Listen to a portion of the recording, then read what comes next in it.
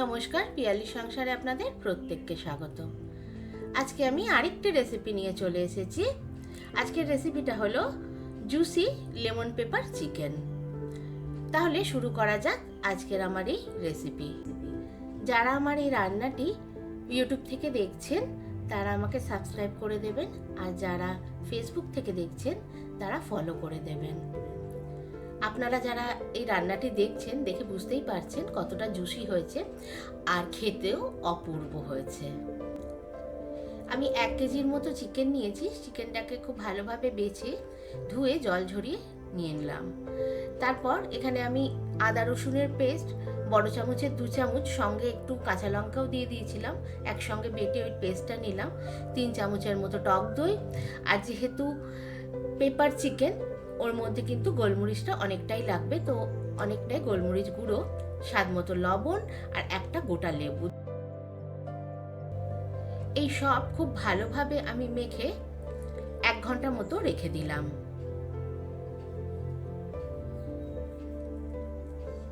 এই চিকেনটা রুটি পরোটার সঙ্গে খুব ভালো লাগে, তবে আমি জিরা রাইসের সঙ্গে সার্ভ করেছিলাম, সেটাও কিন্তু খুব ভালো হয়েছিল খেতে।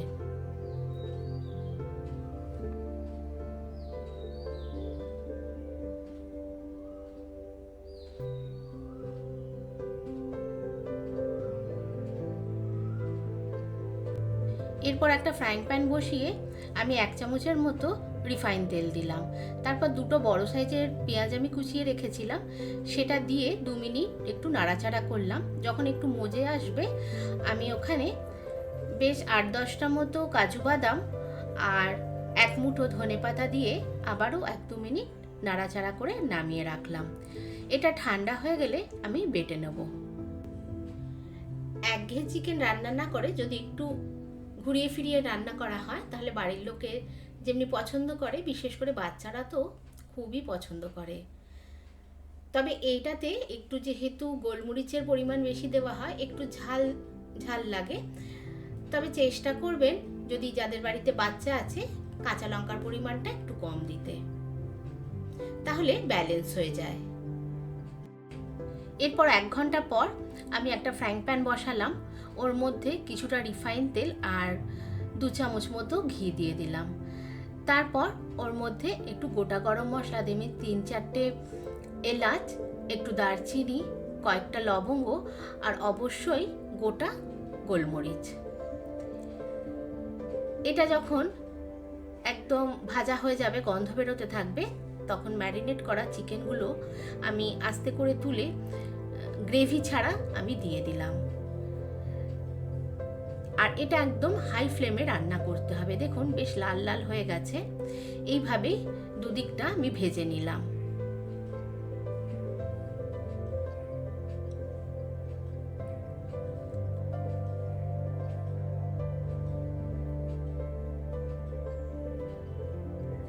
বেশ লাল লাল হয়ে গেছে, এইভাবেই কিন্তু ভাজতে হবে।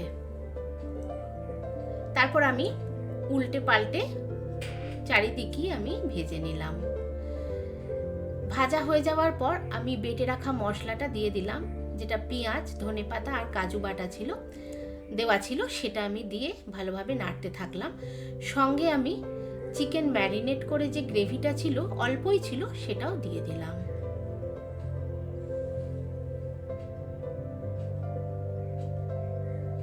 দিয়ে খুব ভালো নাড়াচাড়া করে আমি ঢেকে দিলাম। এটা প্রায় 10 মিনিটের মতো আমি ঢেকে রেখে দিলাম। তবে এক্ষেত্রে হাই ফ্লেমের নয়, মিডিয়াম করে ঢেকে দিতে হবে। তারপর 10 মিনিট পর নামিয়ে আবারও নাড়তে থাকলাম। এটাতে কিন্তু হলুদ দেওয়া হয় না, সুন্দর একটা রং আসে। আর আমি একটু মিষ্টি দিলাম, আমরা বাঙালিরা একটু মিষ্টি পছন্দ করি, আর যেহেতু দই আর লেবু দেওয়া আছে। তারপর গোলমরিচ গুঁড়ো দিলাম। গোলমরিচের গুঁড়োটা আমি কিন্তু একদম টাটকা গোলমরিচের গুঁড়োটা দিলে তাহলে সেন্টটা ভালো আসে, আমি সেটাই দিলাম। তারপর একটু ধনেপাতা কুচি আর একটু কসুরি মেথি হাতে ঘষে দিয়ে দিলাম। আমার রান্নাটা প্রায় হয়ে গেছে। আমার এই রেসিপি কেমন লাগছে আপনারা অবশ্যই কমেন্টস করে জানাবেন। আজকের মতো এলাম, দেখা হচ্ছে নেক্সট ভিডিওতে।